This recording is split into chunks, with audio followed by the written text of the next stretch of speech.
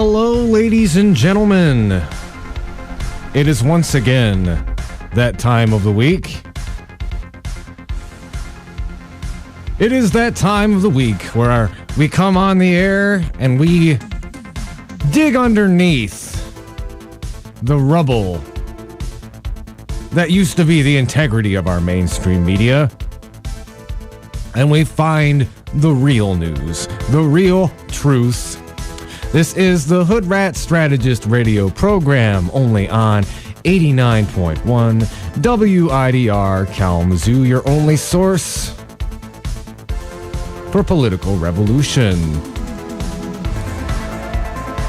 So, oh man, a lot of stuff going on this week. And, oh man, you know, there's the shooting. We've got some local, statewide news we want to talk about. I'm going to be having a guest on later to discuss some potential local political corruption. Between last week and now, Donna Brazille dropped her bombshell about the primary being rigged, which, if you're a frequent listener of this show, that is probably not news to you. Some people, it was rather surprising. But yeah, anybody who was really paying attention to the primaries last year kind of already knew what Donna was talking about. But, you know, more power to her for stepping up and being honest. And yeah, you know, the cynical part of me is like, well, she's doing it to sell her book. But, you know, regardless, it's still not easy to do that, book or not. You know, perhaps if we want transparency in government, we should give all of our elected officials book deals. Seems to be a good catalyst. Anyway, a lot of stuff to talk about. Local elections just happened yesterday. Go over that a little bit. And also, I wanted to point out, this is, yesterday was the 100-year anniversary of the Russian Revolution. And I'm going to read a little bit from the World Socialist website, kind of put that into some historical context. So,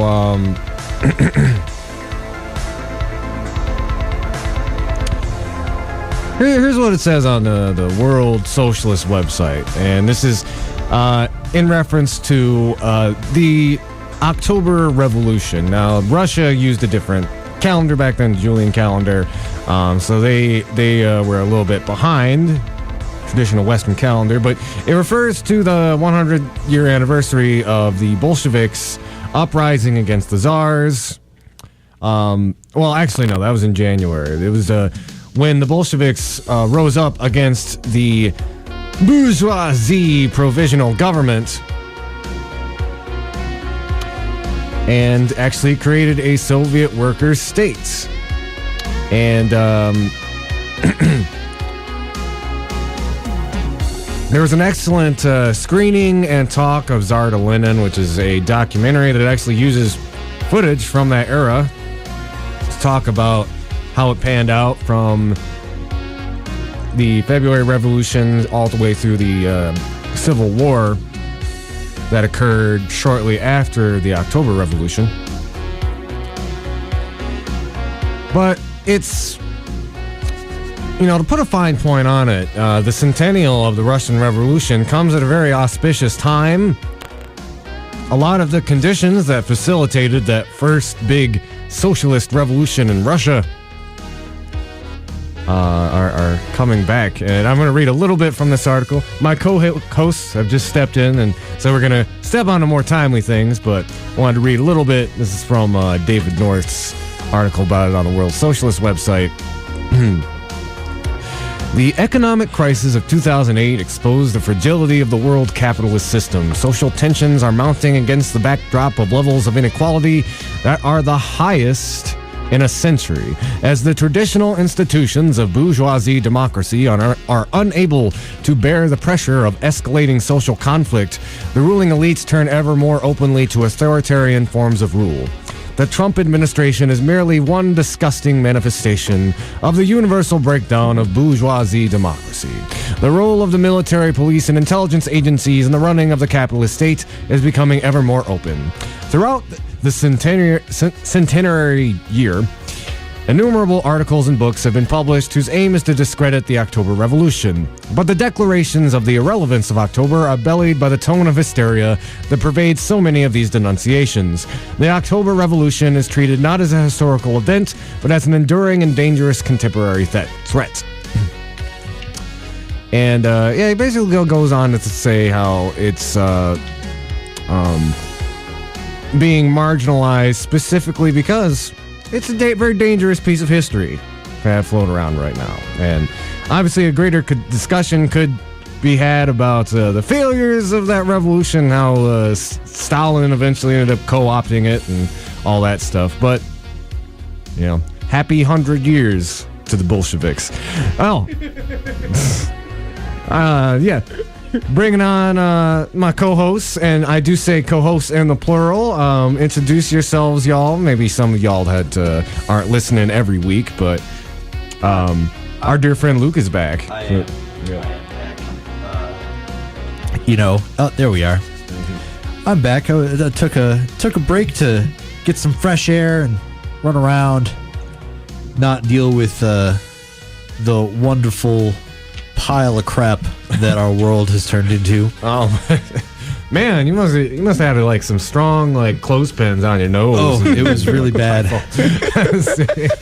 But yeah, I spent a couple weeks running around. I kept tapped in, so I'm still angry about everything. Oh, yeah. My name is Luke, and I do this sometimes. The Mad Lib. Mm-hmm. The Mad Lib, Luke McDonald. Yeah. Oh goodness. And are you trying to make something stick right now? Yes, that's what it's gonna be. and it's your boy Lawrence. It's your other co-host Lawrence Calvert coming in. Yeah, man. From New York police officers committing statutory rape of an 18-year-old to. Well, there's nothing statutory about it. I know it was very. Yeah, it was full blown. Yeah, it was full blown. Yeah, from that story to the indictments, to Trump's son probably being more Trump's son-in-law. Probably being more dumb than our current president, and that's saying something. How about them Paradise Papers? Oh my God! Yeah, Paradise Papers, guys. Man, everybody got caught up in that one. Apple got tons of tax evasion. But who's surprised by that? I mean, they got implicated in the Panama Papers. So really, it's just look, Apple is doing it again. I mean, we got you talk about the Panama Papers, the Panama trade deal, which one presidential candidate supported and one did not. And spoiler alert, it wasn't the one that was cheating the DNC. Goodness. Oh yeah, there's that too. Oh my God. So which one of these wonderful topics are we gonna jump into today? Oh man, there's so many to choose from. I don't know. I've got the whole 2 hours. So I will be here the whole 2 hours as well today. Hey. Oh, and just let y'all know, the boys are back in town. We're also gonna have a guest on at 6:30 talking about some local political corruption. Ooh, yeah. Oh, talking about the election that happened on my birthday. The election that happened on my birthday. Let's talk about yesterday's election real quick.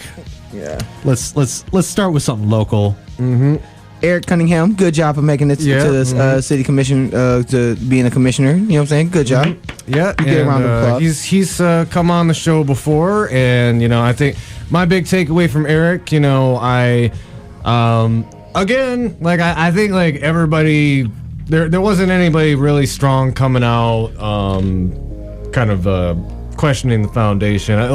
Leona did a little bit, and Kris very strongly as a mayoral candidate. But one of the things I actually said to Eric, after he left the interview is like he's a candidate who really understands like the nuts and bolts and the logistics of one, being a Kalamazoo resident, and two, of poverty. And that's something like that was very important to me in this environment, especially with all this money that the city's going to be getting from this foundation.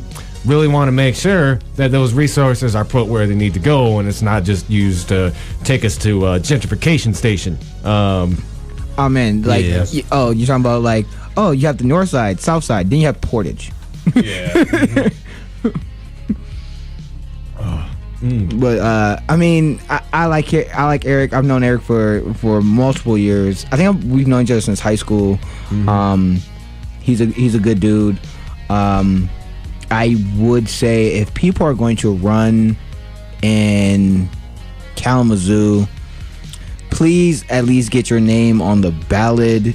Try to do as much as you can before pregame, a year in advance, and try to get your message out there. If you're going to run, or if you have an idea to run, it is really easy nowadays to get your name out there, to get your word out there, and to get your policies that you're talking about. You just got to do it, man. Put up a YouTube video, put up a Facebook Live. By the way, like if you want to run for city commissioner or mayor, I'll take 50 signatures. And they give you about a month to do it. I think this year it started in like you could pick up the form at the beginning of July, and you had to have it beginning of June, and then you had to have it turned in by, I believe it was like end of July. So I know most of you have 50 Facebook friends. Yeah. I mean, come on. Mm-hmm. And just gamify it. Attach it with, if you attach it to like Farmville invites or something. I don't know. Candy Crush, man. Right. Candy Crush is where it's at. Yeah, man. Mm-hmm. But Farmville's passe. I mean, I was gonna say, it's one thing to have a good message. It's another thing to have people understand what your message is, and just getting that word out there. Not having your name on the ballot, in many ways disenfranchise those who are write-in candidates. So those people who should be write-in candidates, or who do want to engage in the political process, please do your due diligence to get your name on the ballot, and then also, try to get that message that you have out there more. Because there's a lot of people who I ended up talking to, who I liked, who I didn't know that was running, and I'm just like, yo, why aren't your name on? What's going on? What's the understanding that minutia about local politics, like that was really interesting this election. I thought it was really interesting how Leona Carter and Charlie Coss, like they didn't really campaign that hard, like at all. Like Leona kind of flaked on a couple of like really important candidate forum events, and it wasn't until like the last couple of weeks I saw any signs from both of them. And I did reach out to both of them to come on the show. Never heard anything back from Charlie, and I was never able to get a date set with Leona. Again, like Kris is a great local activist. We had him on the show. We talked to him at length about kind of problems with economic disenfranchisement in this city, and like his concerns about where the foundation funds are coming from. But yeah, again, I know him personally, and the run for mayor is kind of a snap decision, and he literally was like one signature short from the deadline to get his name on the ballot. But that is important. And according to the MLive article, there are about 350 write-in ballots. I know I was one of them. Yeah, and it's compared to Hopewell got about 6,028 votes.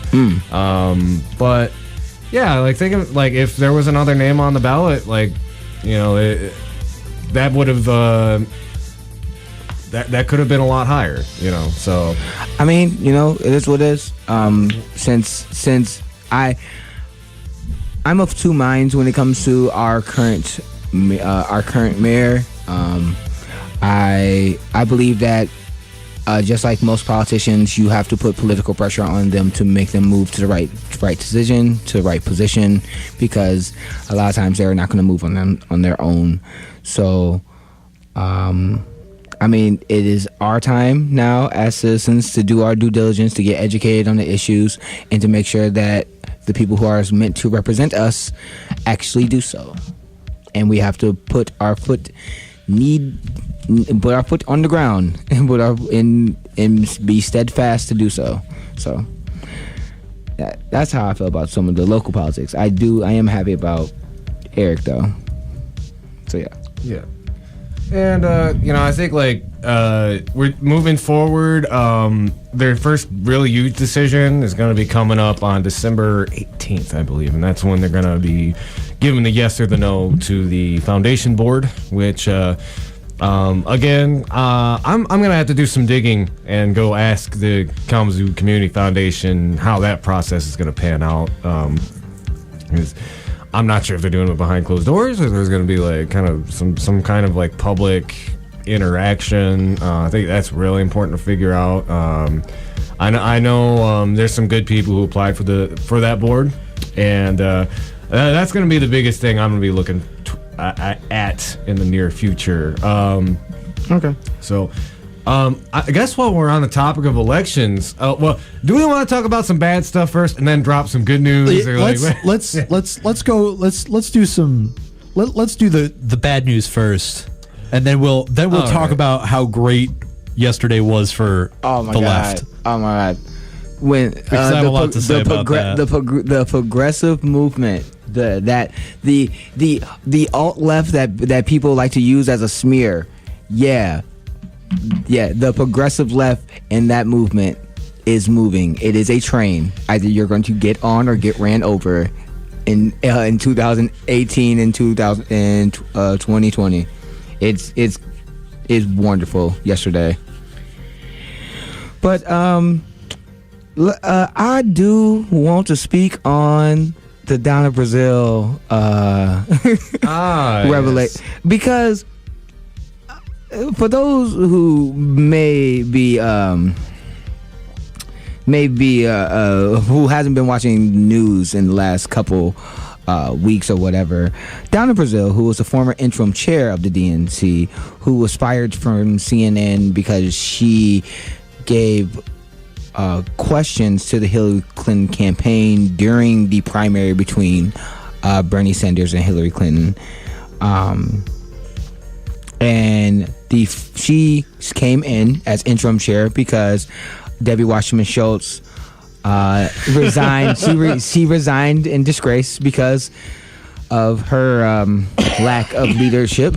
Well, Donna Brazille came out recently and said basically that the primaries were rigged. Not biased to words. Really? Not way. Not the primaries were rigged. Yeah, not slightly ajarred. Not meddled. Who was saying that? Oh, the former DNC interim chair. Oh no! Like, who called it?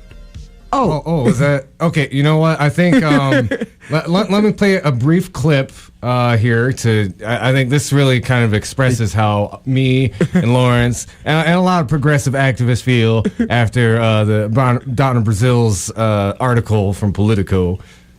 I told you. What did I tell you? Didn't I tell you? 'Cause I told you. Mm-hmm. And when did I tell you? A long time ago. And what did I say will happen when I told you? Exactly what just happened. That is the exact... We'd been saying, like... Oh, my God. Yep. Oh my God. Really, I had been saying it from the beginning. And I'll admit that, like, saying it from the beginning made me come off like way wingnut. Just because I was on it.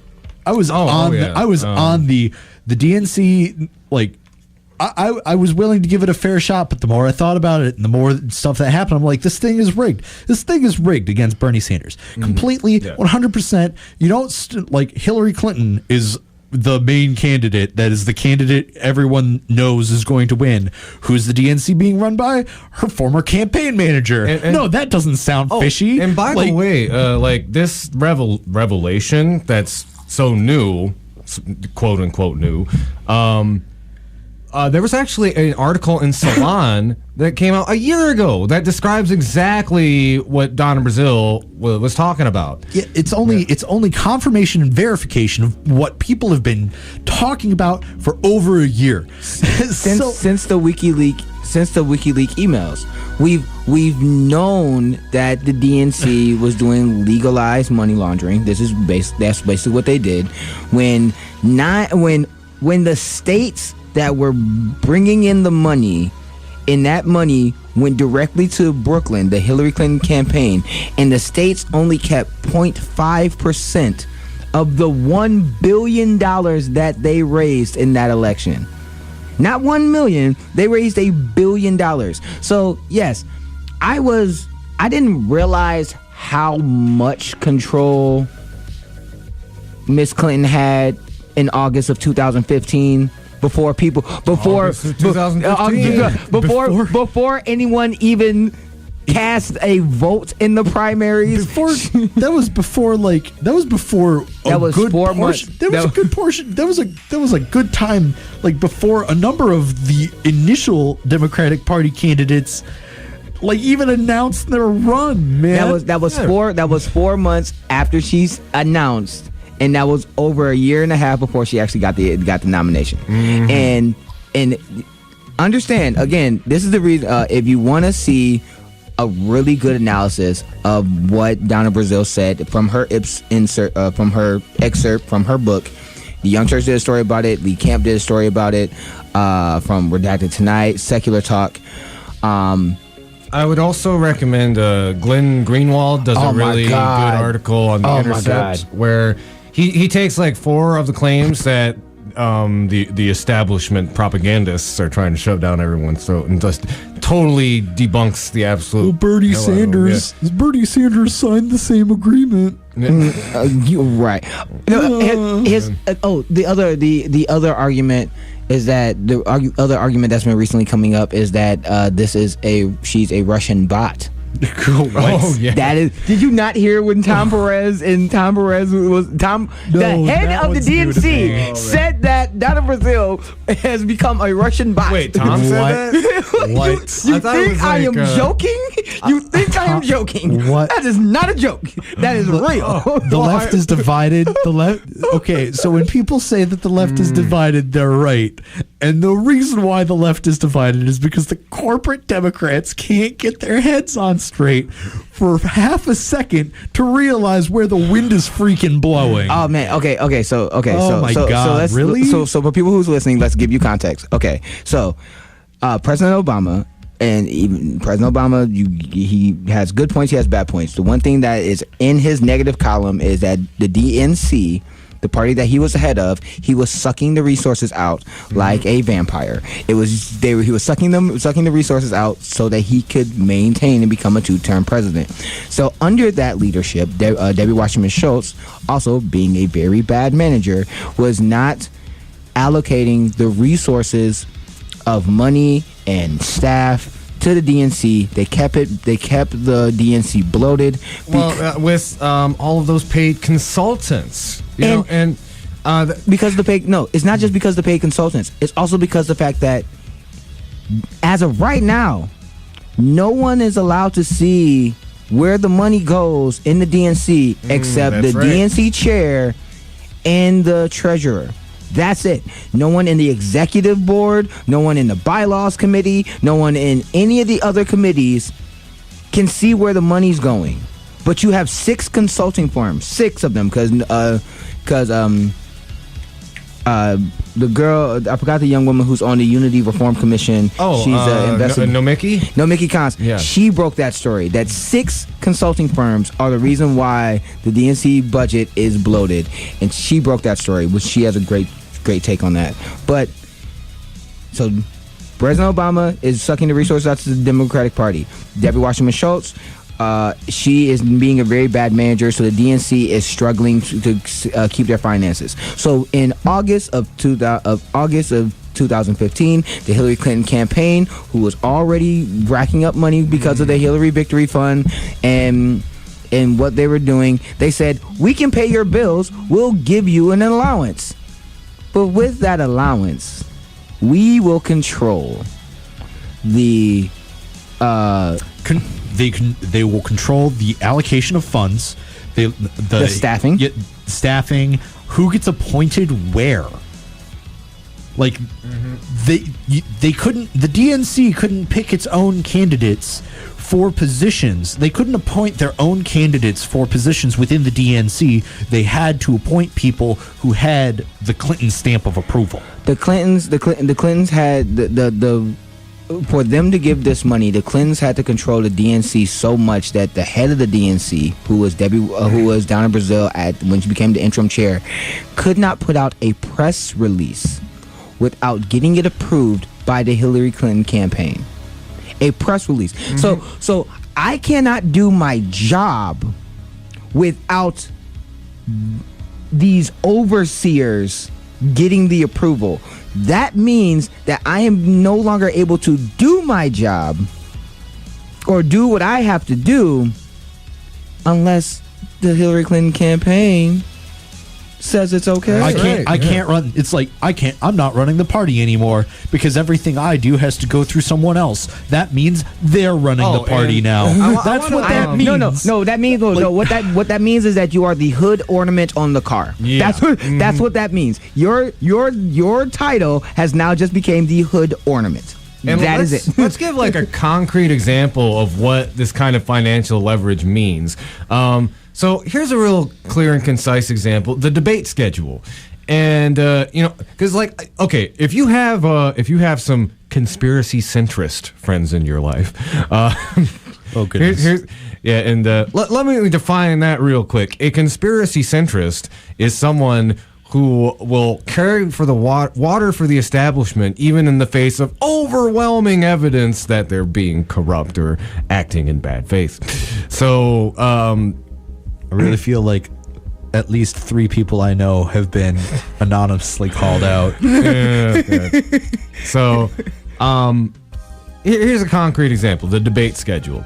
So, even if you are just completely just willfully oblivious to how this kind of financial leverage could impact how the superdelegates voted, or how campaign ads were motivated, how go ahead, interject, Lawrence. The purging of the voter rolls in New York, the changing of the polling stations in states like Nevada and Arizona and Rhode Island, the polling data that came out, the exit polling data, which proved that it did not match what the voters were who the voters actually voted on, and it was more than 5% difference. If it's and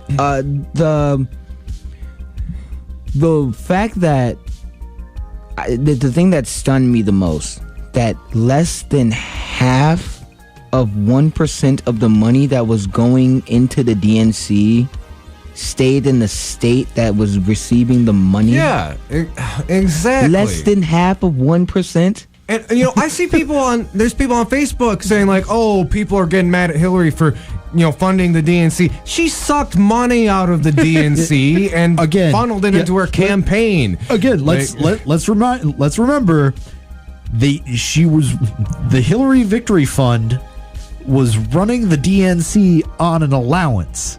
Yeah. They were literally funding the DNC enough to keep the DNC running. All of the money that they raised went right back into Hillary Clinton's campaign for president, and she still lost to Donald Trump. Yeah. She still lost to Donald Trump. She undercut so many state and local races because of this, and she still loses to an orange moron. Hold on, wait. It's not just that. It's the fact that we have okay. If you don't want to look at the overwhelming evidence of the things that happened during the election, of putting the debates on the days of the Saturday before Christmas, only having 6 debates, them controlling the media, which was a part of the WikiLeaks emails, where Debbie Wasserman shows called MSNBC, Morning Joe, and other shows said, if you're not giving us favorable coverage, we're not going to come on, and I'm going to talk to your bosses. That was a part of the WikiLeaks email. Tom Perez saying that Bernie Sanders supporters are only white males. Him saying that after the Nevada caucus, where Bernie Sanders won the majority of Latino voters and Hillary Clinton won a majority of black supporters, but they were going to the South, and they could use that to say only white males or Bernie bros are supporting Bernie Sanders. It's identity politics in practice. No, these are all the things. Crazy. These are all the things that were used in the rigging of the election. Now, the other thing that was also being said at the time was that Bernie Sanders' campaign had the same agreement. They had the same agreement that they could also fund the DNC as well.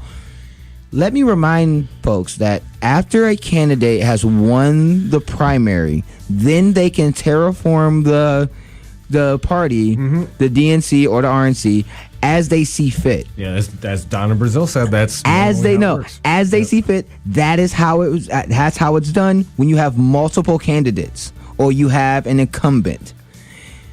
She was terraforming the DNC before a vote was cast 4 months after she said she was running. Yeah. That's like, okay, for people who are my sports fans, that's like the Lions playing Chicago Bears, and the Lions, before the game has started, has already scored 21 points. Before the ball was even before the coin was tossed. Before the coin is tossed, before the Bears even hit the field. Right. The Lions has already scored 21 points. Yeah. That's fair. That's fair, folks. Come on, son. Come on, son. Where's Ed Lover when you need him? It's just no. And the thing that's pissing me off, recently, is how Nancy Pelosi, Tom Perez, the leaders of the Democratic Party, they will not only not admit that the process was rigged, they're making excuses for it. Well, because if they admit it, that means, of course we're bought. Of course, rich people who don't actually have your interests in mind actually control us. It's literally admitting, no, we are bought and owned by corporations, and that is going to lose them voters. Just straight up, it's because because right and left, both sides are completely tired of special interest and corporate control in our government. It's literally one of the reasons why Donald Trump won, is because he went out and lied about being a populist. And I'm going to say he lied about it because he's in there enriching himself. He doesn't care about you. He is the guy who wants to rip you off by buying politicians. The perfect snake oil salesman. Oh yeah. But so if the establishment leaders, if the corporate Democrat leaders of the party admit that no, it was rigged, it means that no, we do rely on big corporate donors and big names and big money to run our party. We require that. We don't need you. Let's not forget, Tom Perez initially admitted that the primary was rigged, and then retracted it the next day. And he walked back on it, like in the last day? No. It was a day and 2 hours that he walked back after he was running for the DNC chair, and the reason why he walked it back is because the establishment Democrats benefactors all cracked down on Tom Perez's head. Yes. It's the same reason why Nancy Pelosi dodged the question like she's Neo in the Matrix. If you want to see an actual politician actually answer that question correctly, Keith Ellison and Elizabeth Warren straight up answered the question the way it should be answered. Yes, the primary was rigged. Yes, the DNC is at fault. Yes, the Hillary Clinton campaign was running the DNC, was running the DNC literally, and that it was wrong. But to go forward, not only do we need to acknowledge that it was wrong, but we need to correct it. We need to fix it. We need to fix it. The reason why is because the DNC is they are losing small money donors to the Republicans. The Republican Party is out fundraising them with small money donations. So the Republican Party of today has pushed they are more for the American people than the party of the people. Yeah. How does that make sense? Well, it's because Nancy Pelosi. Well, I mean, okay, number one, I'm not really willing to trust anything that falls out of Nancy Pelosi's mouth when she talks about for the people, because she literally admitted that the Democratic Party is a capitalist party, and the capitalist party and capitalism doesn't care about its labor; it only cares about its profits. So. Cold world. And about there's a poll recently that showed like almost half of people under the age of it was either 30 or 35 have a negative view of capitalism. So that's like the young people that would be the future of the Democratic Party. Hi. If what up? They hadn't shoved the thumb in their eye so hard last year. Let me just go off on a couple points here. So. One of the things that I see thrown around by a lot of people, not only like kind of establishmentarians, but a lot of burners, it's like, oh, we need to just move on. We need to let this go. We can't move on. Yeah, like here's the deal. Like we can forgive, but we should not forget. No. Because one, I mean, this kind of thing could happen again. I mean, look at the DNC fraud lawsuit. They still have this attitude at the top leadership that they should be able to pick these candidates in a back room with smoking cigars. Hold on. Yeah. If you want to see how the DNC has not changed, Tom Perez has been purging the DNC. We talked about this last week on the show. Tom Perez has been purging the DNC of progressive voices. He's been putting figureheads, and they've been using identity politics, saying, well, if you don't like these picks that Tom Perez is using, then you must be sexist, or you must be racist. Or you must be transphobic. Or no. But he's kicking out people who voted for Bernie, voted for Keith, or both. And if you want to see an actual politician who actually is telling the truth, Tulsi Gabbard made a fantastic video calling out the DNC for their garbage. And Tulsi Gabbard is a person who resigned from the DNC in February 2016, because she was the vice chair, so she could openly support Bernie Sanders. That's a politician who has integrity, who actually stands by their values and their principles. The people who's in the leadership now, they don't. What values? Their values are money. Oh no! You're talking about corporate Democrats. You're talking about the better deal, better deal, oh my better the new seriously, better deal. Okay, Papa John's. You're funded by corporations, guys. Get a better PR team. Oh man! Seriously, the better deal, better pizza. pizza. You can afford a consultant who understands it's not 1992. Also, why on earth did you think that your best slogan is something reminiscent of Papa John's? And everybody hates Papa John. Wait, but this everybody hates that guy. Hold on. Before we just go on some random stuff, I do need to say one more other thing, because we talked about this on the show another time. How the DNC wants to move California to one of the first states. I believe it's number 5. Actually. Yeah, and they're moving it up earlier in the process. The reason why is that they're moving it up earlier in the process is because if you're doing a grass-funded, grass-rooted campaign like how Bernie Sanders did, the longer it goes on, the more your message get out there, the more people will donate to your campaign. If you have to start off in California, you're not going to be able to do that. Yeah. It's only going to affect the people who already have big donor money, like Kamala Harris and Nancy Pelosi. It's only going to affect the corporate Democrats that they're trying to push, like Cory Booker, Kamala Harris, Christian Gillibrand. And as we know, like California, Bernie did well, and he probably would have done a lot better if they hadn't done. Greg Palast, the way he describes it, like they were up to some like Jim Crow ballot shenanigans in California. Oh my God! A whole third of those ballots never got counted. Never. They got lost. They got misplaced. It's the same. They disappeared. It's the- magic. It's the same. It was the same shenanigans that was going on in Arizona when they were not only changing changing the polling stations, they were also doing the absentee voters, and this is the Democrats doing voter suppression, like self-inflicted voter suppression, and the Democrats have not learned from this mistake. So who do we have to give a book deal to back us up on the election fraud stuff?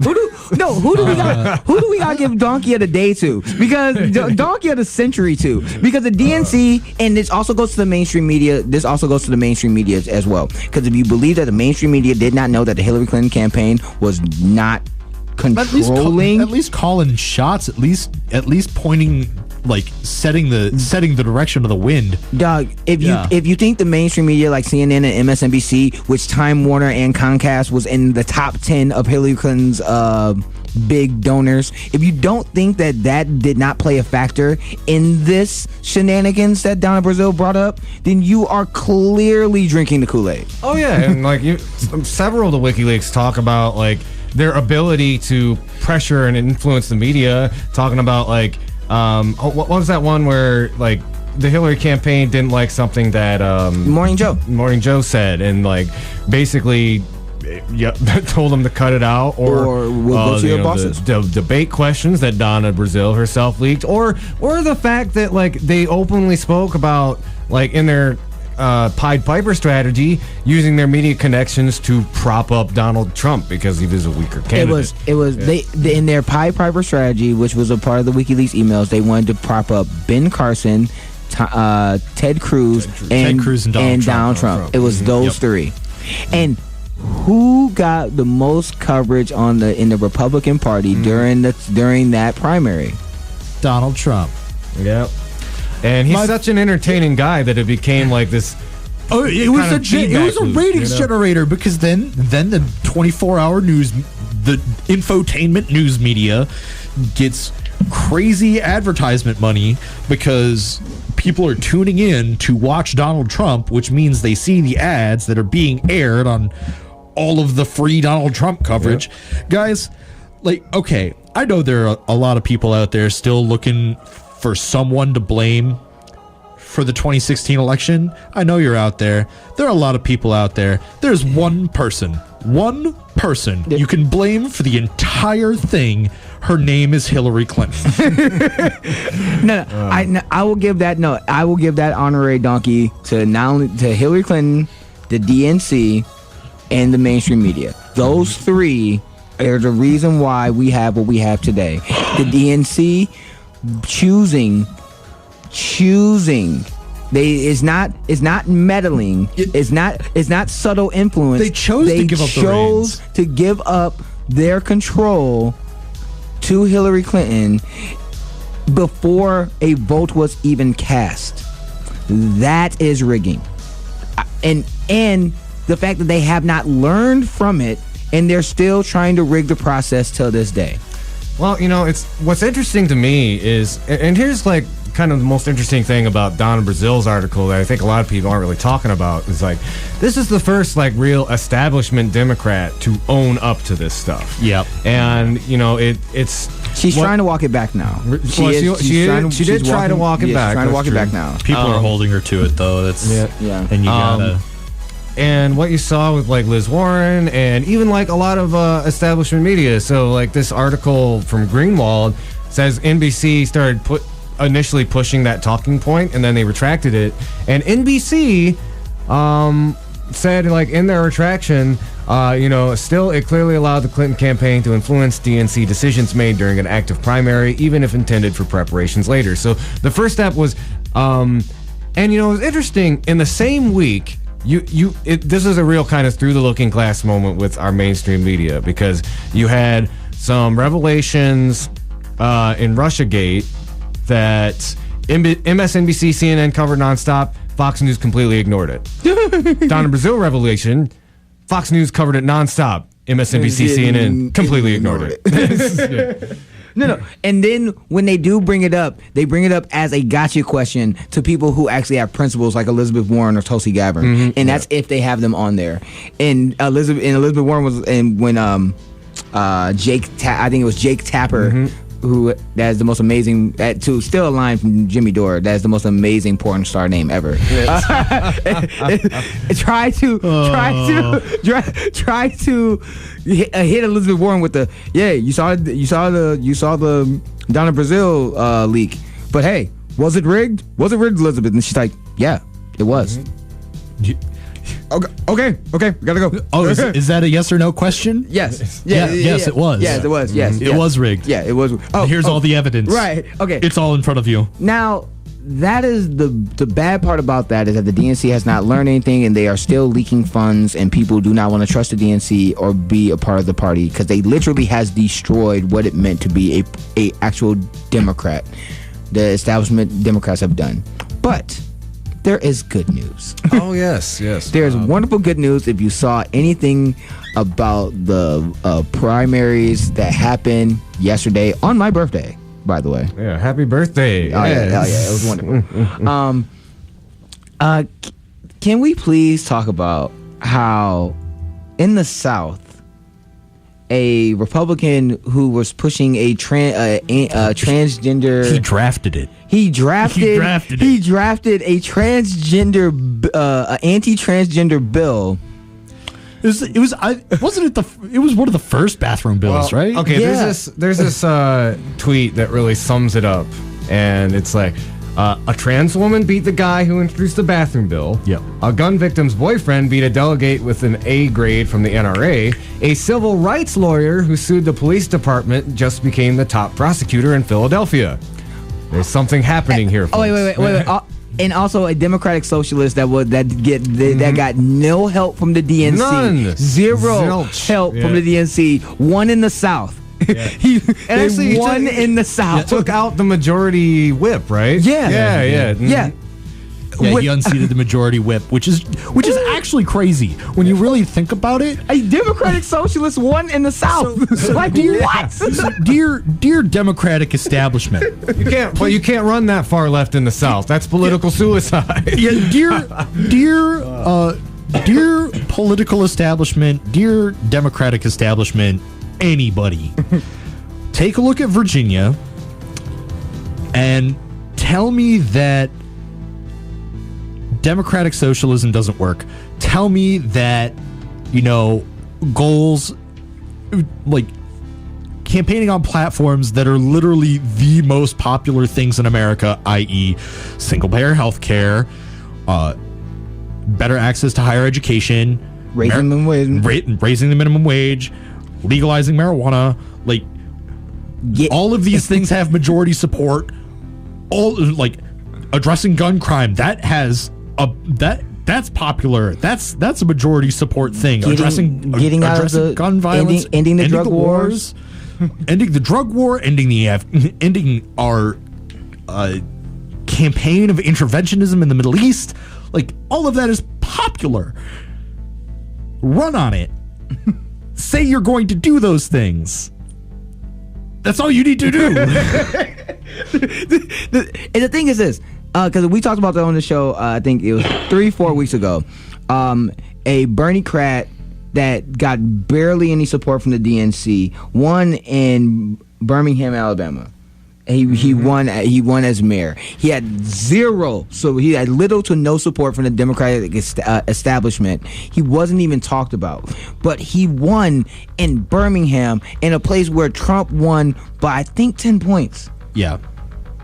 And it's like Seattle. Seattle had their first woman. Their first woman governor in 90 years or something.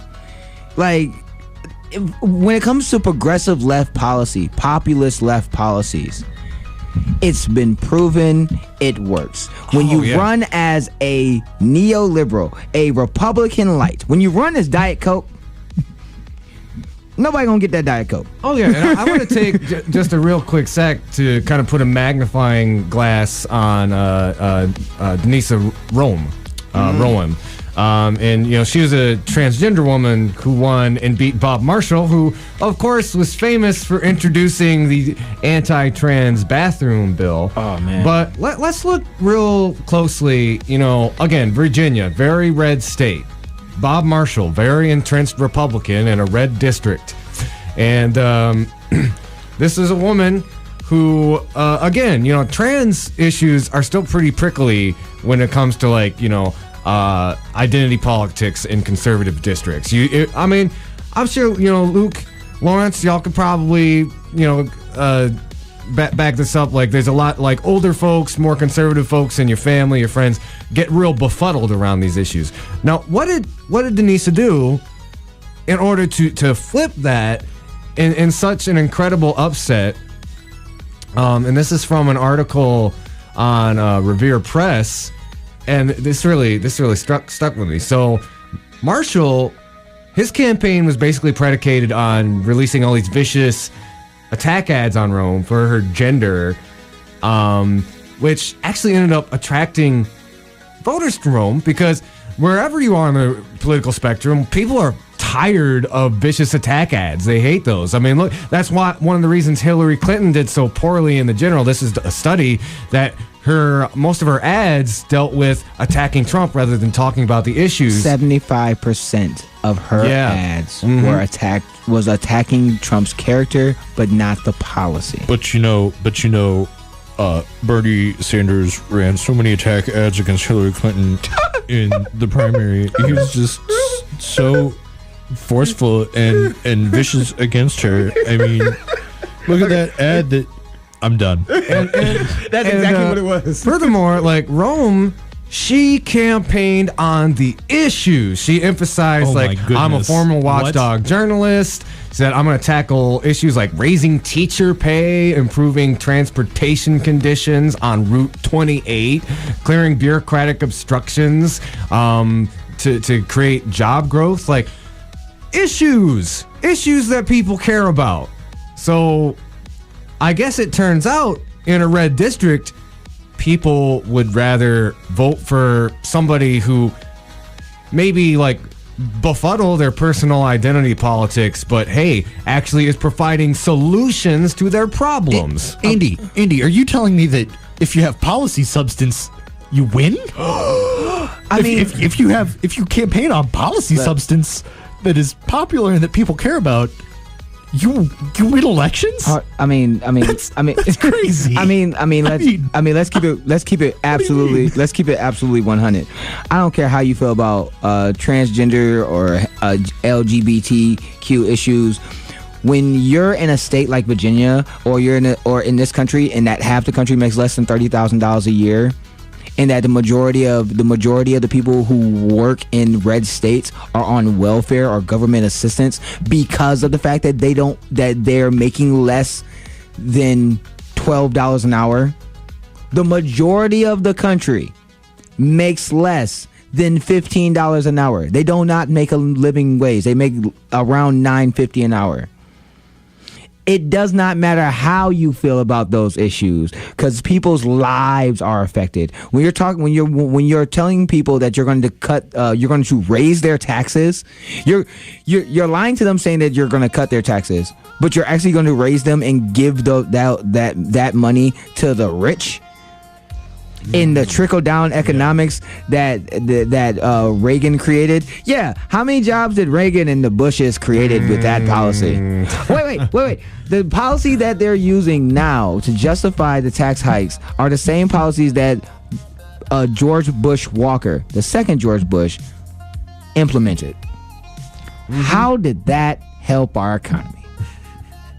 People act like that we did not live through this. We in this room lived through that. Oh man. like people act like that was something that millennials don't know what they're talking about when they talk about politics. But the other part of that issue is, if you're going to talk about universal health care, or Medicaid. Wait, Republicans, when we talk, because I want to talk about the shooting that happened in Texas. Republicans always talk about how they want to cut Social Security, Medicaid, and Medicare. Medicare is the number one provider of mental health in our country. Yep. The number one provider of mental health in our country is Medicare, but they want to cut it so less people will get it. Does that make logical sense? No, it sounds like a party that says big government doesn't work and then does everything it can to destroy big government within the government, so that their rhetoric is self-fulfilling. That's what it sounds like to me. And and they just happen to do it at the expense of everybody else. Right. So yes, if you so to answer your question, this is a long-winded answer to your question. Yes, when you run on, we should shrink the prison population, shrink our prison industrial complex. We should, not have a police state. We should, fight for criminal justice. We should, legalize and regulate marijuana. We should raise the minimum wage. We should give universal free college and tuition to people who want to go to college. We should get universal health care to every man, woman, and child in the country, and just give us Medicare. Let's all have Medicare for all, and we'll be fine. But we could work it out. We can do that, and we will save money. Yeah, I think that's one of the things that, like, I think it's lost in translation. Like, just veering off into a quick aside about single payer healthcare and how people say, well, it can't work because it's too expensive and blah blah blah blah blah blah blah blah. Why are you paying private taxes to a company to access a doctor? Why are you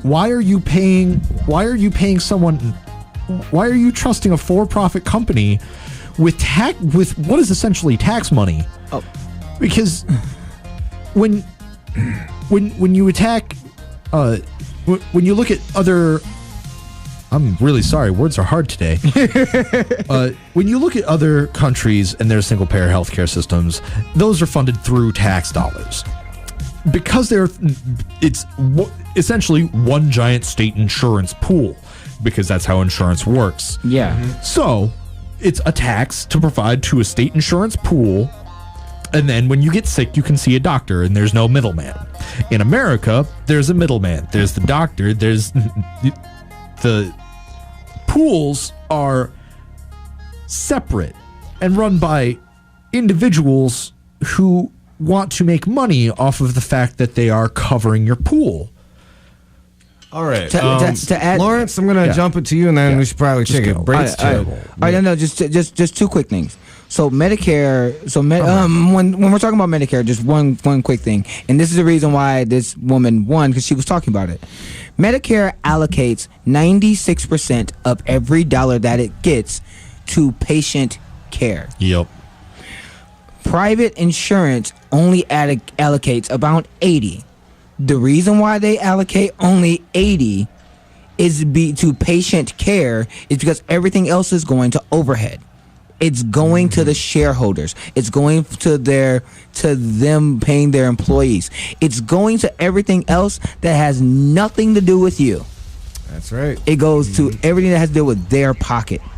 So if we're going to have, and also, but one other thing that people don't talk about, if we don't transition into a single payer healthcare system, we're going to be paying around 40 something trillion. It was 40 something trillion over the next 10 years, and we would, if we were to implement a Medicare for all system, we would save a net $15 trillion, a net $15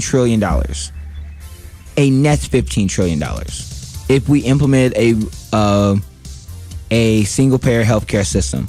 If you're a Republican, if you're a libertarian, and you talk about the free market, and you talk about conservatism, saving money, that's a good thing. Mm-hmm. Don't you want to? Aren't you about saving money? Aren't you about doing the thing that maximize the actual benefits of your customers? while saving money at the same time, you're killing two birds with one stone, literally. All right, I think let's go take a break. Let's take a break, and then when we come back, I think maybe we'll talk a little bit about the shooting. And actually, that ties into there's some gun legislation that just passed in the Michigan House. All right. Yeah. Okay, you are listening to the Hoodrat Strategist radio program, only on 89.1 WIDR Kalamazoo, your only source for political revolution.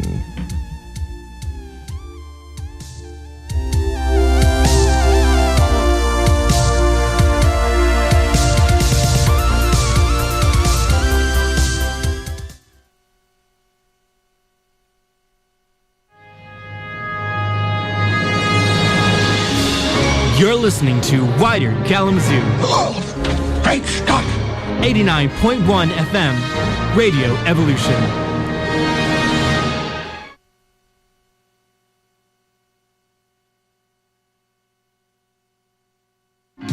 Wider FM is supported.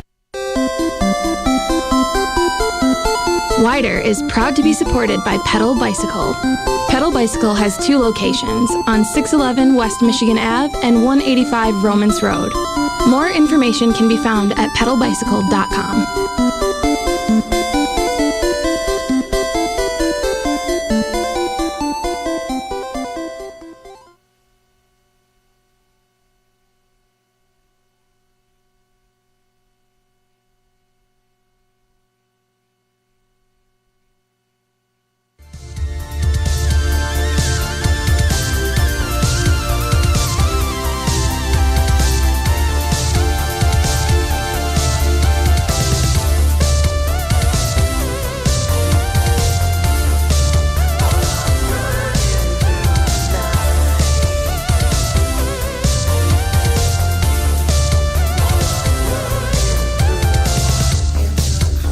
We're going to take a quick little break, and we'll come right back. You're listening to the Hoodrat Strategist radio program, only at 89.1 WIDR Kalamazoo.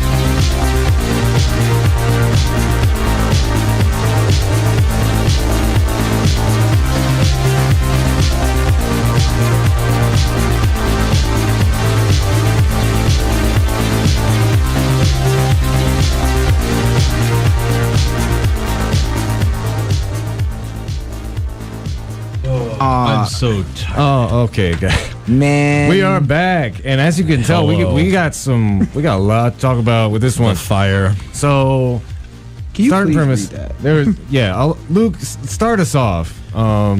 Is this about the Michigan bill? Okay, yeah. Okay, Actually, yeah. let me. I gotta pull that up again. So, not only there was stuff happening over in Lansing. With gun control being in the forefront of everybody's mind again for the second time in 2 months. Way to go, us. Yay. Some gun control legislation passed the House. Or no, the Michigan Senate, excuse me.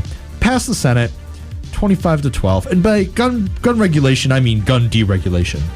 Legislation allowing guns in daycares, bars, college campuses, and schools passed the Senate 25-12.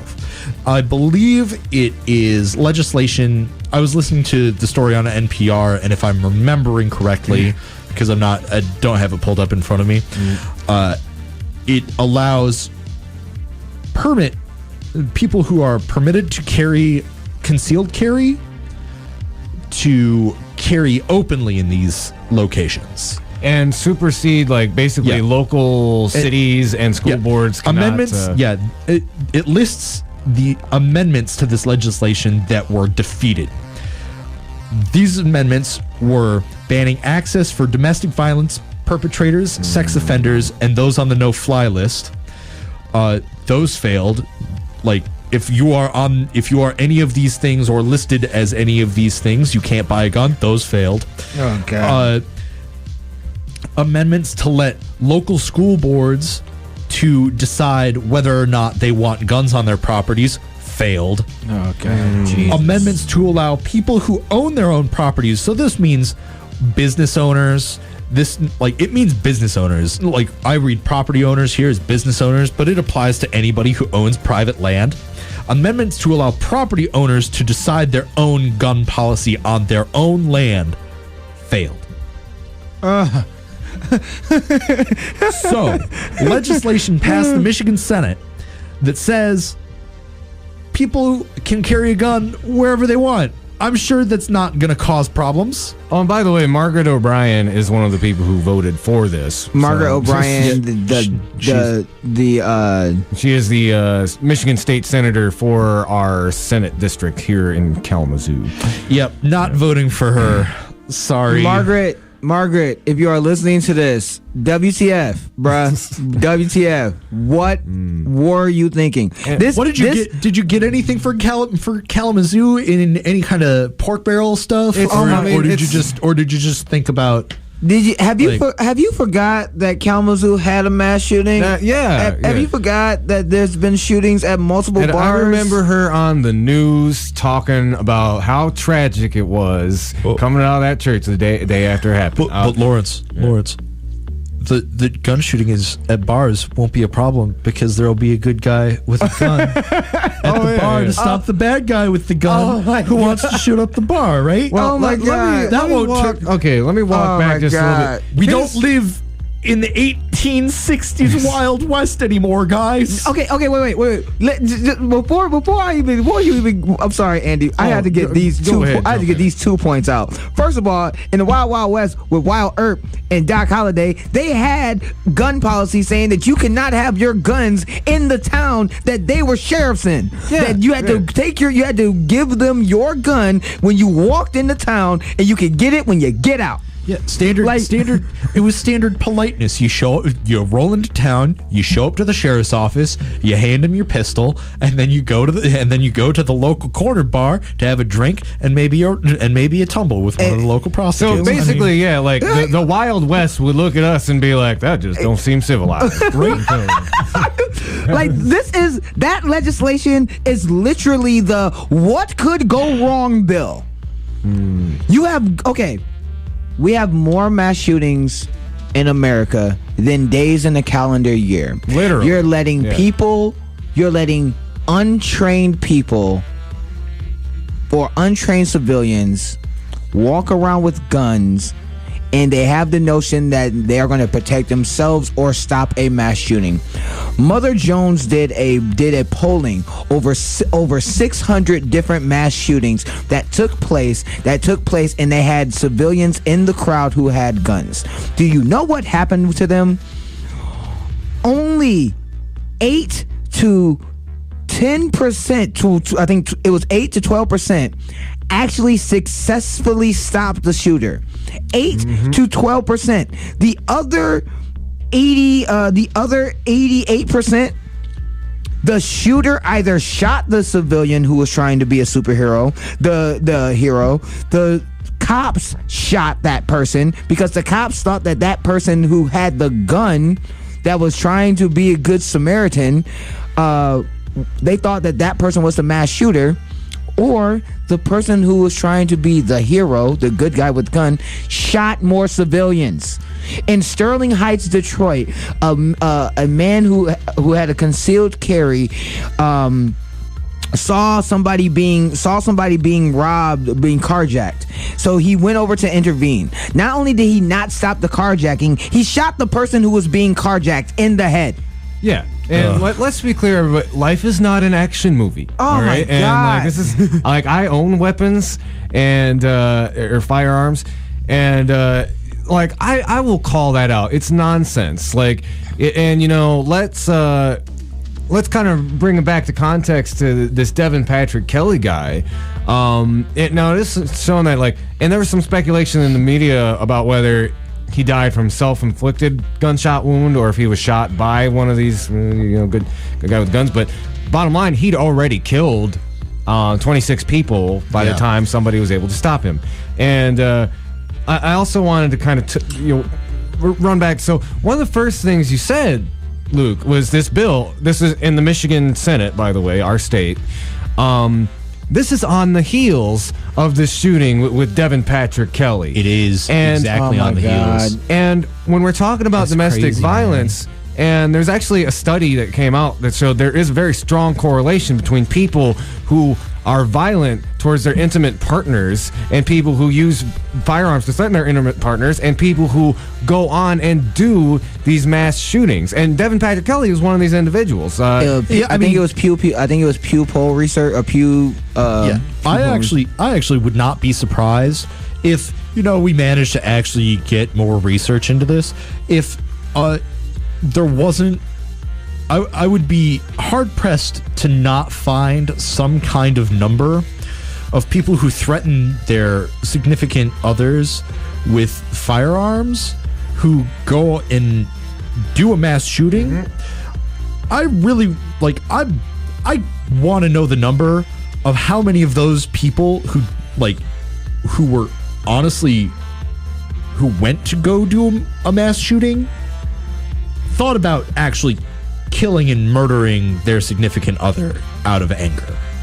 Because it is one of those things where, to kind of nip in the bud the whole black on black violence straw man that loves to rear its head every single time this happens.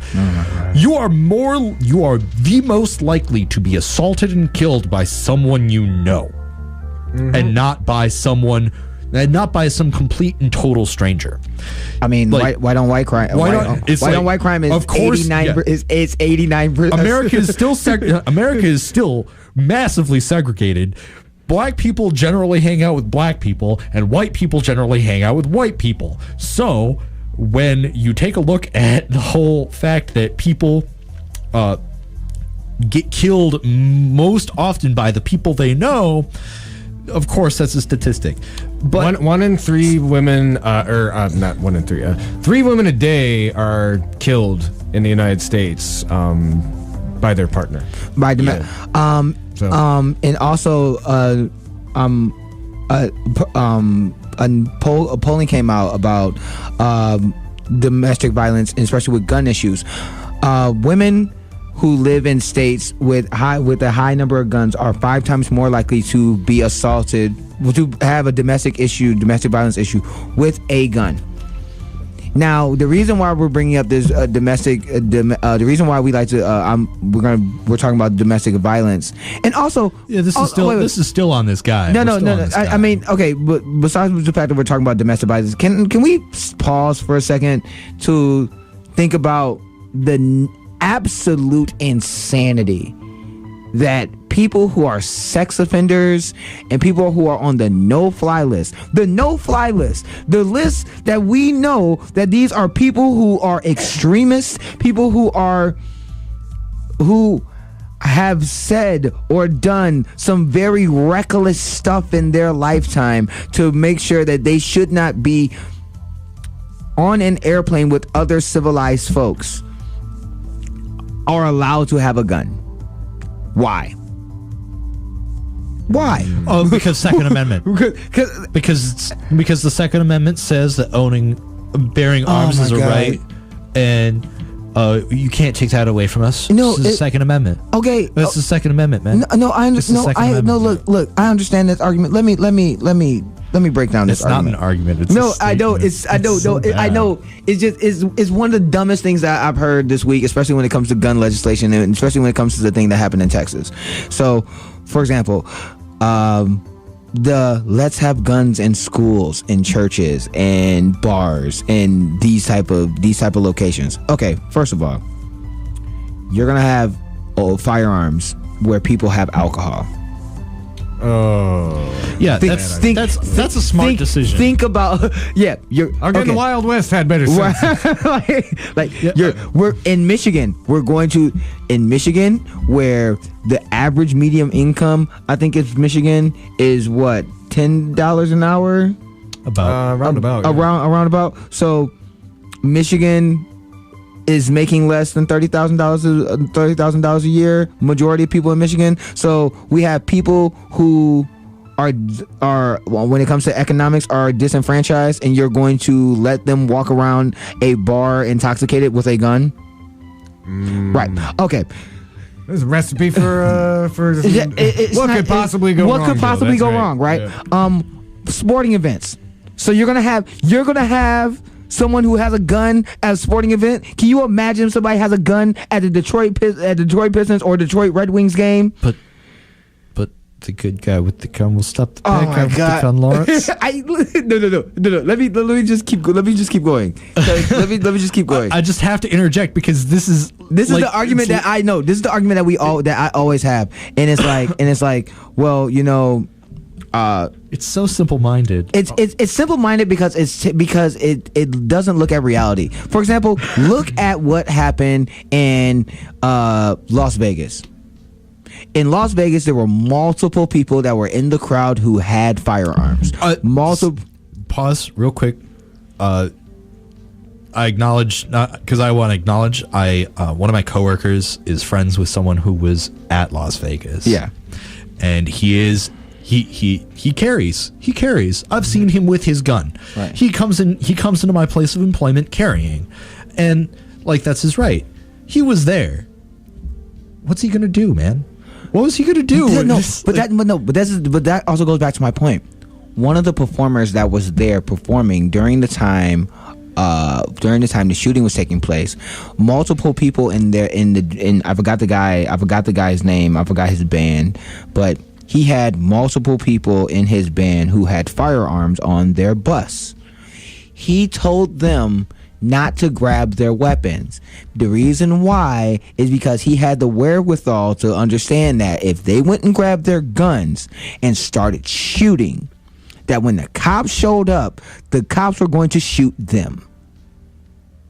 He was and I forgot the country star singer, but the country star, I forgot the country star in the dude's name, but he even said he's been an avid gun activist his entire life, and he was wrong on that issue. He realized how insignificant he was at the time, and how even if they had a gun, there was nothing that they could do about it. Man, and I just want to reel it back real quick. I did find that study, that the specific statistic. Yeah.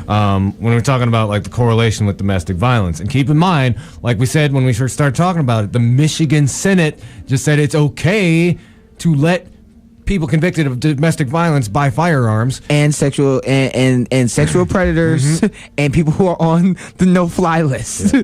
But there's this report that shows since 2009, more than half of the mass killings that are committed in this country are by a man who has engaged in domestic or family violence before. Usually a white dude, but yeah. And women in the United States are 16 times more likely to be killed with a gun than women in other high-income countries.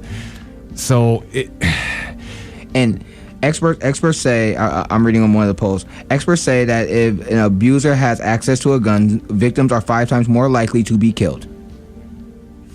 So, yeah, and like, I'm just going to say, like, my dad, NRA, I have some firearms. The fact that this is not a part of our background check system is absolutely ridiculous, and it's craven and it's horrible. The military base where, talking about... We're talking about the Texas shooting? Yeah, the Texas shooting with Devin Patrick Kelly. The U.S. Air Force did not report that crime, did not put it in the background check system, which enabled David to later buy the firearms he purchased to carry out that mass shooting. Also, can we? Because I've had this conversation after talking to friends and family, and also watching the very idiotic pastor that was on Fox News talking about how his parishioners open carry in his church. Okay, as a Christian, Jesus said turn the other cheek. He did not say turn the other cheek where your 9mm at. Okay? Okay? That's not how this works. That's not how this works. Okay? Now, if you want to do simple measures at your church, you want to check people's bags. If you want to tell people who's at the church, hey, if you have a firearm, keep it in your car, keep it in the parking lot. All right? You can do that. If you want to train your security or whoever the personnel that you have there, you want to train them and put them in self-defense classes so they can deal with situations where you have a mass shooting or fire or something, so you can get people out safely. I get that. I dig that. I support that. Yeah, because like going off our... Hold on, wait. Yeah. But when you start trying to arm people at the church, or you think that you're going to have, or you want to have people walk in with other weaponry, you're going to get more people killed. And if your thought is that's an acceptable loss, remember, kids, the Good Samaritan that shot the guy in Texas. The guy in Texas already killed 26 people. So in your best case scenario, 26 people is already dead and more are injured. Yeah, not to mention, like, kind of what we mentioned earlier, everybody thinks they're going to be a Navy SEAL in this situation.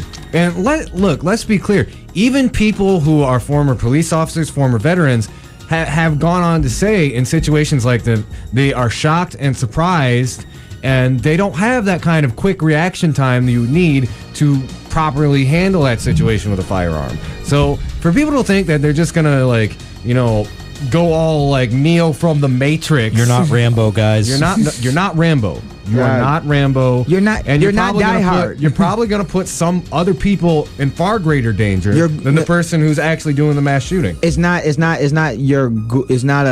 a you might, you're going to get more people killed. Yeah, I wasn't aware that more bullets flying around in the air made less people hurt. Look at the mass shooting that happened during Trainwreck. Or look at the mass shooting that happened during the Pulse nightclub. The Pulse nightclub had had plainclothes armed officers that were at that club. What happened? They got killed first. Look at the shooting the other shooting that happened in Texas. Before this mass shooting. A right wing white dude shot a police officer.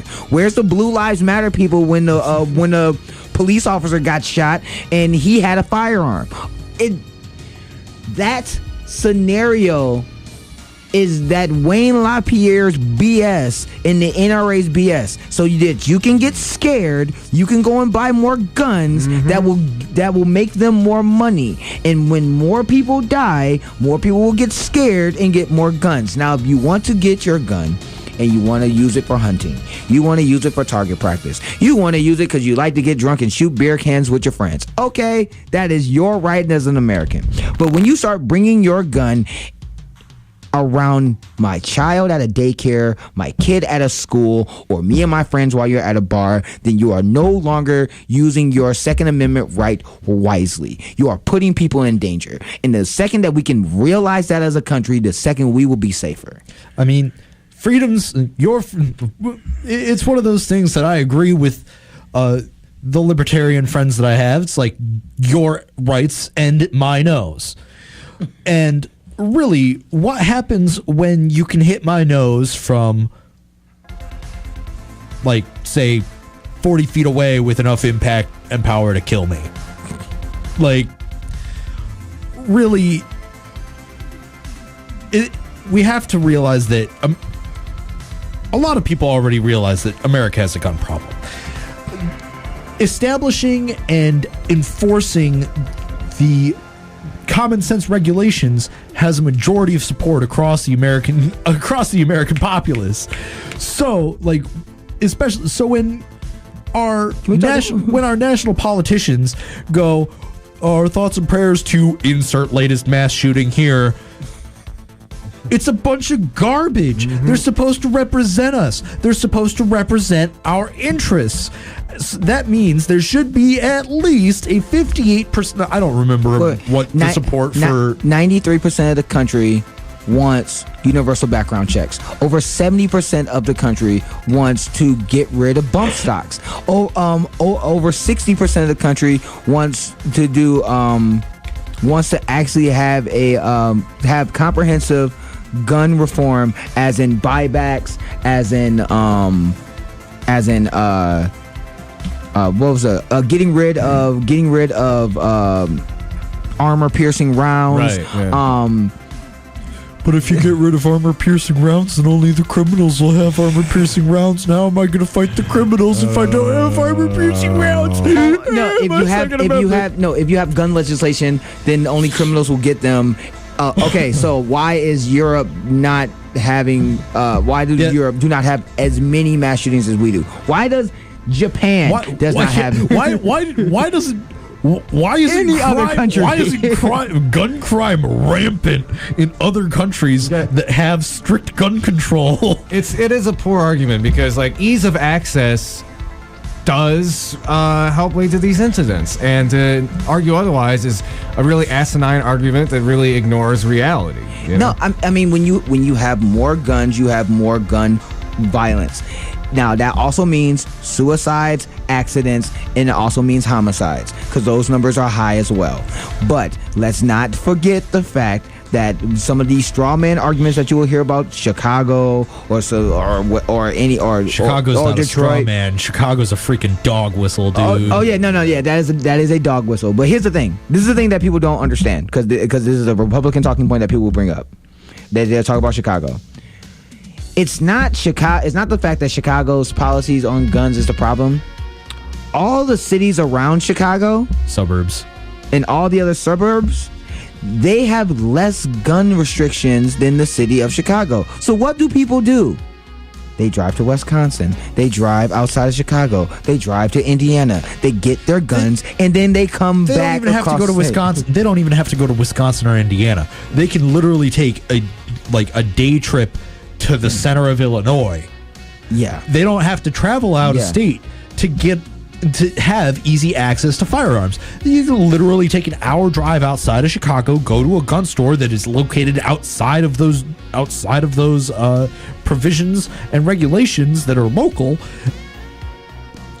All right. So, did want to wrap that up. We're going to take a quick little break. Ah, man. And all right. Well, okay. Last point on Lawrence, and then we really got to take a break, and then okay. All right, we'll take a break, and then I'm going to be calling in our dear friend Kris Mbah. He's going to be talking about some local issues with the recent election. So keep dial locked. This is the Hoodrat Strategist radio program, only on 89.1 WIDR Kalamazoo.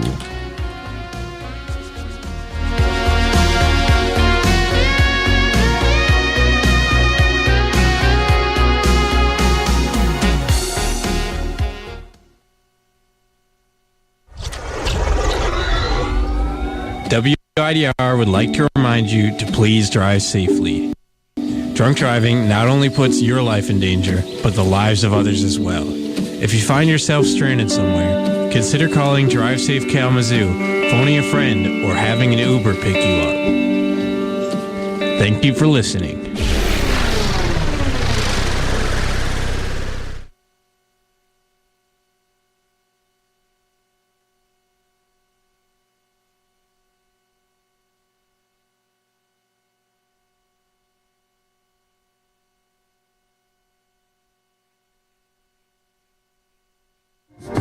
WIDR FM is supported in part by local Kalamazoo and Greater West Michigan businesses like yours. If you are interested in getting your business's name on the air while supporting Radio Evolution, please visit widerfm.org for underwriting packages and other support options.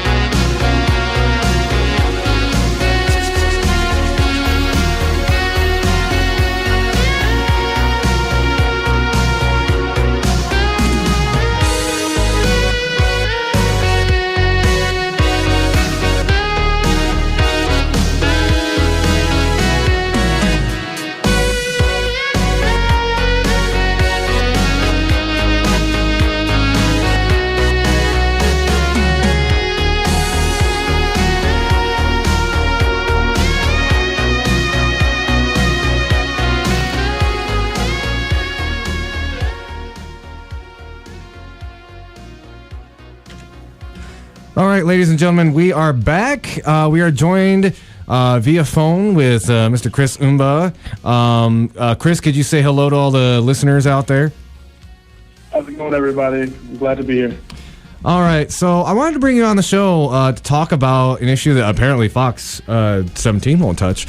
But you did some digging just before the recent elections, actually into a couple of things. But I wanted to spend most of the time talking about this interesting development, this thing that you unearthed with Patricia Randall, and also has some implications on several other candidates. But some potential political corruption out there in Portage and possibly also Kalamazoo. So could you do me a favor and just kind of give the listeners kind of an overview of what you discovered, and then we go a little bit deeper into it? All right. You definitely asked for a mouthful there. It's no small and simple issue that I'm about to explain. For the entirety, to surmise what I have uncovered and plan to report is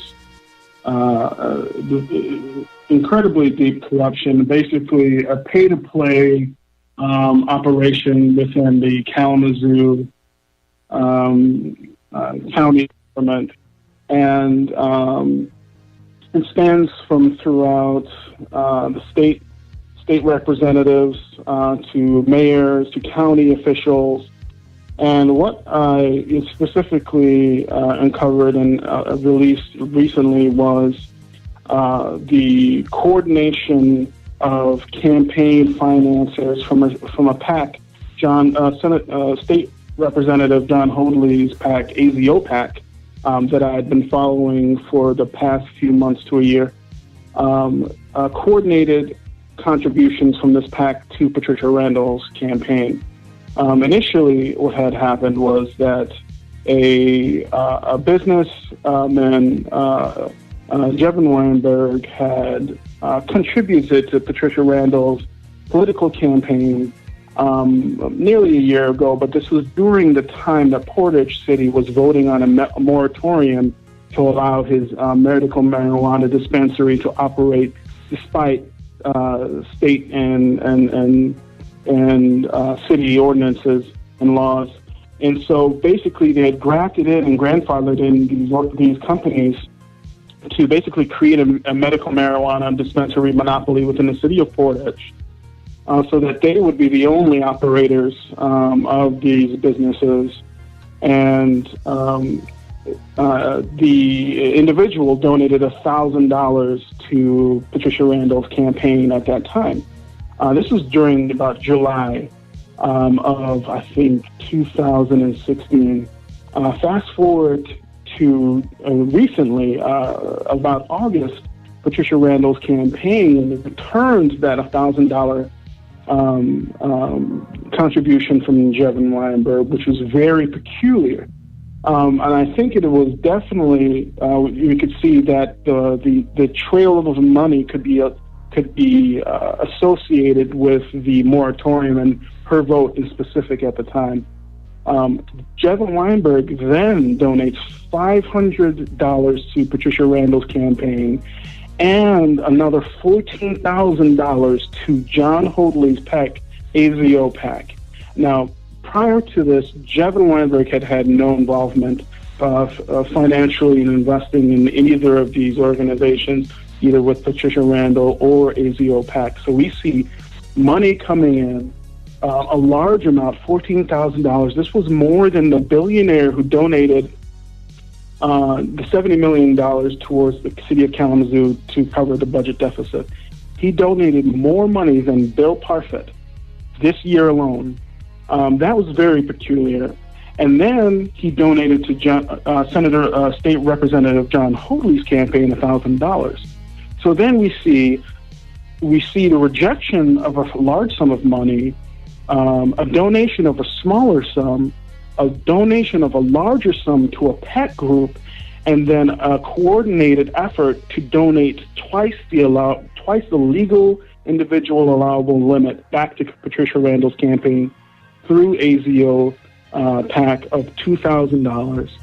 And Patricia Randall had a lot of PAC money this year, let's say that.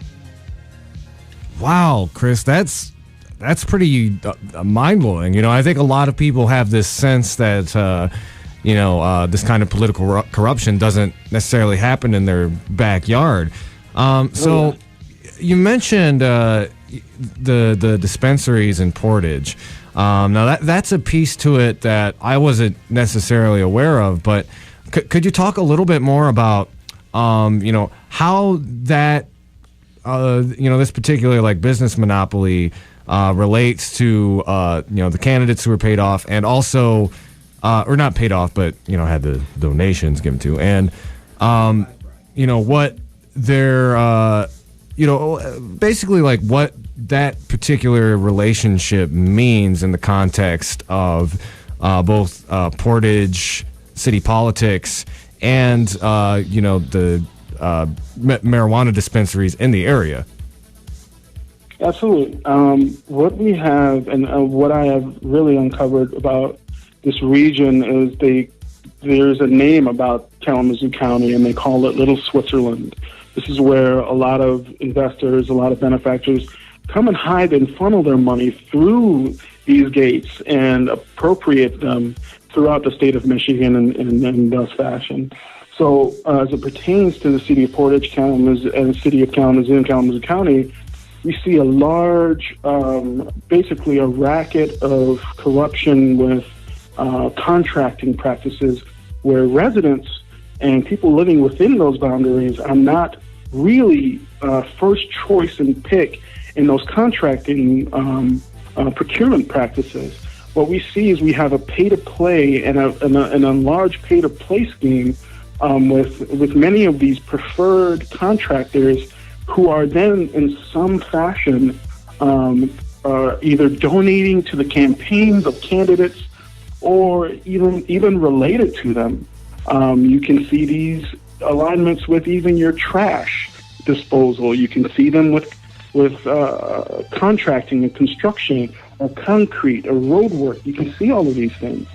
But as it pertains to recently with Patricia Randall's campaign coordinating with these marijuana dispensaries operating illegally in the city of Portage, these groups had coordinated large sums of money towards her campaign prior to a vote allowing them to continue their operation despite Portage City ordinances, and then funneling funds towards the AZO Super PAC, allowing for distribution of even more buy-in throughout the county as it pertains to those funds being distributed.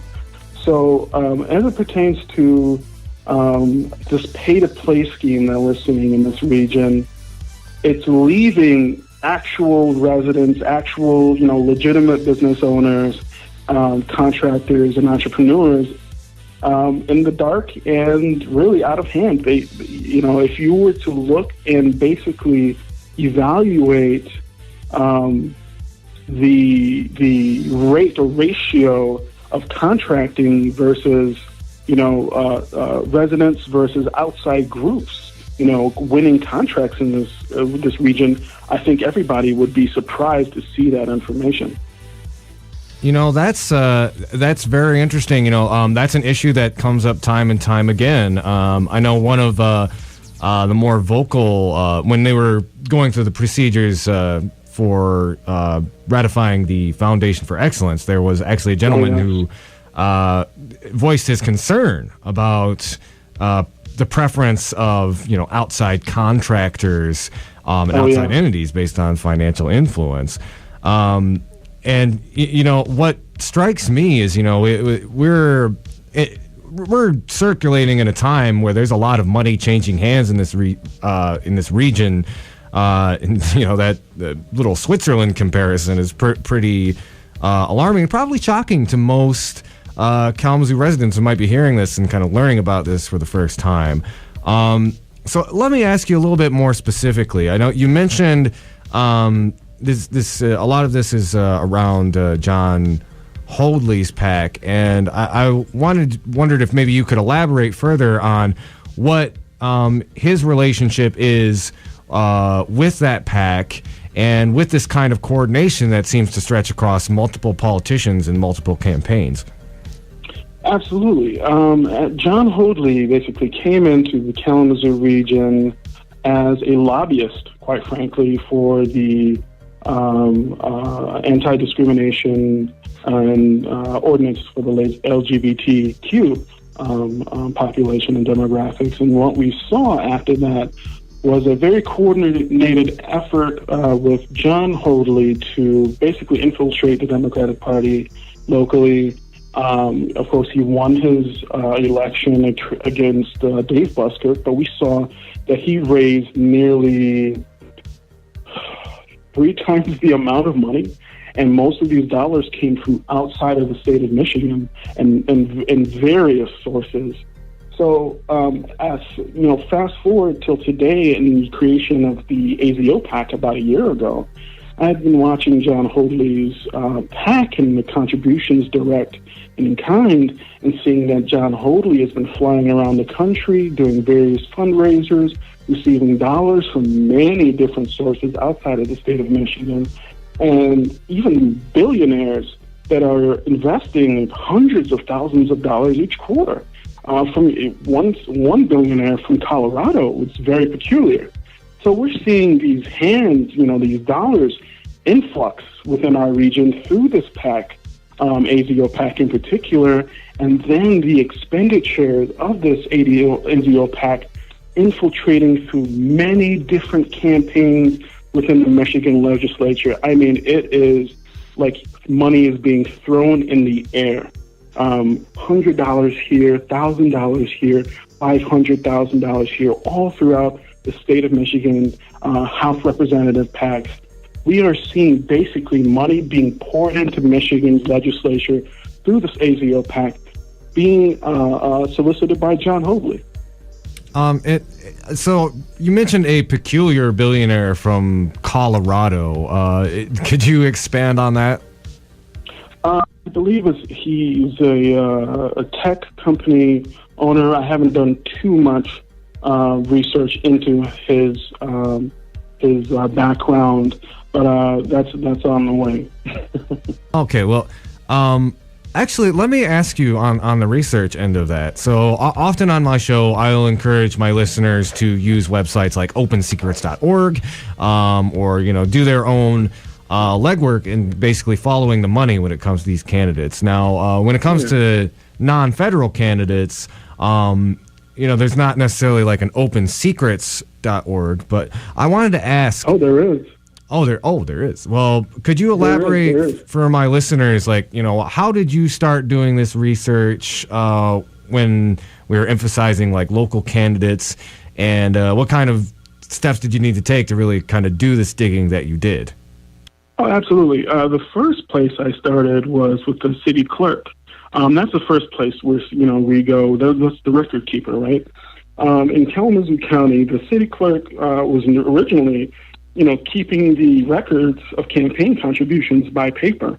So I had to go to the clerk's office and sit down for hours to flip through and see a lot of errors and omissions in many of these political campaigns, some not even being filed properly. But after, pushing for our local county clerk to file these things online, now we have these online with the campaignfinance.us, showing the campaign finances of, Kalamazoo County. But as it pertains to the statewide campaign finances of campaigns, we have, if you Google Michigan State Campaign Finance, you'll see with Michigan.gov, there is a searchable database where you can see every single campaign finance report of every single independent or politically aligned PAC in the state of Michigan. Well, that is an extremely valuable tool, Kris. I'll have to make sure to plug that more often on the show. So, kind of related to that, I know you got into a little bit of hot water recently. Like this has caused no small amount of controversy, and as a matter of fact, somebody was just trying to call into the show, so perhaps they're don't really like what you're saying. So, I wanted to ask you. You also kind of posted. I know there was on the Pro KZoo discussion board yesterday. You put some numbers related to the candidates currently running, and kind of linking some of that money back to William Parfett, who we've talked about before on the show. Very problematic figure, former chair of Monsanto, formerly ran Rick Snyder's Political Action Committee, has some really horrific sexual assault allegations, and one of the main contributors to the Foundation for Excellence. Now, somebody made a counter argument, essentially saying that, these candidates are not soliciting these funds from these individuals. These are things they're just given. What would you say to that argument, and in general to people who kind of push back against probing at these politicians who are generally popular, such as Jon Hoadley? I think it speaks to the lack of ethics in politics and in government. Some things that I have been researching recently are much of the issue with politics today is that people mostly just want to win. They want their side to win. They want their individual to win, regardless of whether they truly understand the issues or how those individuals vote. Now, if you threaten their understanding or if you challenge their stance on a certain or particular issue or individual, instantly these individuals go into a defensive mechanism rather than fully investigating, fully equating the situation and understanding whether or not their best interest is in aligning with this group or individual. And so as it pertains to these dollars that have been invested by William Parfett in Compact and Southwest Michigan First PAC, about $12,000 this year cycle, in reporting this and posting this to the Pro KZoo group, it was immediately deleted. And I actually had to contact one of the administrators as to why it was deleted. After the inquiry, then Pro-Gay Zoo chose to take a screenshot of it and post it on their group, and many of their individuals then somewhat had a debate as to whether or not this concern was concerning for them or not, and many of them stated that even the donation of the $70 million to the city of Kalamazoo was not concerning as to where it came from. Neither thus was the concern of these PACs and where these PAC dollars were coming from. So integrity and really ethics as far as these dollars really is not a concern for individuals who simply want their side to win, and that's the problem. We've polarized our politics and our individuals in representing those politics to where we really don't care who wins as long as it's us who's winning. You know, we were just talking about some cognitive dissonance with the whole Donna Brazille thing, so I definitely see where you're coming from with that. So kind of something that just got brought up earlier, I think that I found this out. So for people who think like what you're bringing up isn't really a big deal or it doesn't have the implications that you say it does, could you describe? So I understand you were reached out to by local news organization. Was it Fox 17, perhaps? And yes, absolutely. And they describe what happened with that, because I believe one of their reporters reached out to you and then something happened. Absolutely. A reporter from Fox 17 reached out to me 3 times about an interview on the story. It was a day or two prior to the election. They reached out to me, and then the day before or the day of the election date. And this individual really wanted to, it seemed, because they kept approaching me, really wanted to report this story and, let this me be heard. But kept conveying the message that they had to check in with their producers. So it seems like even, and I think most of us have seen throughout this, this past year, that our mainstream media is colluding with a lot of these political groups and individuals and benefactors. So they can't even report, the truth of the matter, because they have, now necessarily become PR groups for the status quo. Well, yep, I hear you. And just out of curiosity, did you gain traction with any other media outlets in the area, like MLive, for instance? Of course not. Of course not. Yeah.